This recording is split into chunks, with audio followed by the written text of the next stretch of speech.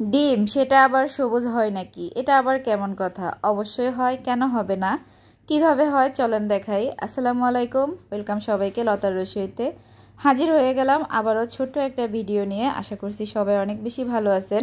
আজকে আপনাদের সাথে ভীষণ মজার সবুজ ডিম পোস্ট রেসিপিটা শেয়ার করব। এটা দেখতে যেমন সুন্দর, খেতে অনেক মজা। এই যে প্রথমে দেখতে পারছেন আমার যতটুকু পরিমাপ দরকার আমি ততটুকু নিয়েছি ব্রোকলিগুলোকে সুন্দর করে ধুয়ে পরিষ্কার করে নিয়ে এরকম একটা চপারে দিয়ে দিচ্ছি। চাইলে কিন্তু ছুরি বটি দিয়েও এরকম ছোট ছোট করে কেটে নেওয়া যাবে, তবে আমি আসলে তাড়াহুড়ার জন্য এভাবে চপারে দিয়ে দিয়েছিলাম।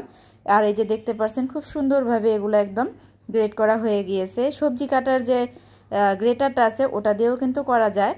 তো এখানে আমি একটা ছোট বাটিতে নিয়ে নিয়েছি মিডিয়াম সাইজের একটা পেঁয়াজ কুচি, আর পেঁয়াজগুলিকে এভাবে ছোট ছোট একদম চিকন করে কেটে নিয়েছি। দিয়ে দিলাম 2টা কাঁচামরিচ কুচি, 1/4 চা চামচের থেকেও একটু কম কালো গোলমরিচের গুঁড়া, আর এখন দিয়ে দিব আমি স্বাদ মতো লবণ। আমি মূলত 2টা ডিম পোস্ট করব, এই জন্য এখন হাত দিয়ে এগুলাকে ভালো করে একটু কষলে নরম করে নিব আর কি।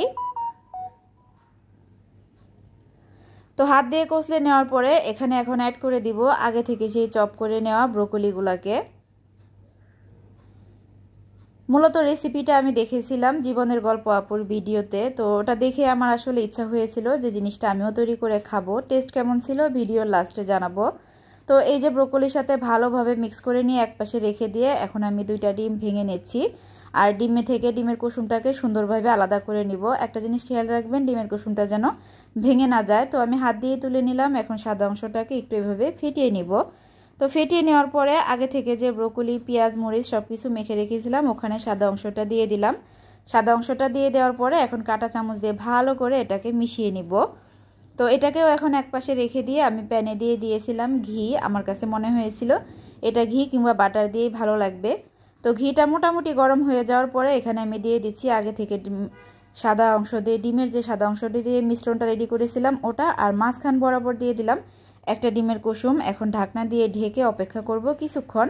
আর চুলার আঁচটা কিন্তু একদম কমানো থাকবে। যেহেতু ফার্স্ট টাইম ট্রাই করছি আমি কিন্তু 2 মিনিট পরে একটু খুলে দেখছিলাম যে এটা আসলে কি অবস্থা। আর দেখতে পাচ্ছেন খুব সুন্দর লাগছে। এটা কিন্তু এখনো হয় নাই, কুসুমটা আরেকটু হবে, সাদা অংশটাও আরেকটু হবে। একদম লো ফ্লেমে করতে হবে কাজটা। আর এই যে ফাইনাল লুক আমাদের সবুজ ডিম পোস্টের রেসিপি। এটা কিন্তু খেতে মাশাআল্লাহ অনেক বেশি মজা হয়েছিল। আর এই যে আমি সার্ভিং প্লেটে নামিয়ে নিচ্ছি। আমি টোটাল 2টা ডিম করেছিলাম। খেতে এত বেশি মজা হবে এটা আমি আসলে কখনো কল্পনাও করি নাই। তো আমি পর্যায়ক্রমে আরও একটা তৈরি করে নিচ্ছিলাম। আমি বলবো যারা ডিম লাভার আছেন বা বিভিন্নভাবে ডিম খেতে পছন্দ করেন তারা অবশ্যই এই সবুজ ডিম পোস্টটা ট্রাই করবেন। ট্রাস্ট মি, একদম ফিদা হয়ে যাবেন। জীবনের গল্প আপুটাকে অসংখ্য ধন্যবাদ। আপু আমাদের সাথে এত সুন্দর সুন্দর রেসিপি শেয়ার করে, আর সেই সাথে কিন্তু ইউনিকও বটে। সবুজ ডিম ভাবা যায়, অবশ্যই সবাই একবার ট্রাই করবেন। তো রেসিপি ভালো লাগলে পেজটাকে ফলো দিয়ে দিবেন, সেই সাথে চ্যানেলটাকে সাবস্ক্রাইব করে নেবেন, আর একটু ভালো লাগলে ফ্রেন্ডস অ্যান্ড ফ্যামিলির সাথে শেয়ার করে দিবেন। সবাই ভালো থাকবেন। আল্লাহ হাফেজ, আসসালামু আলাইকুম।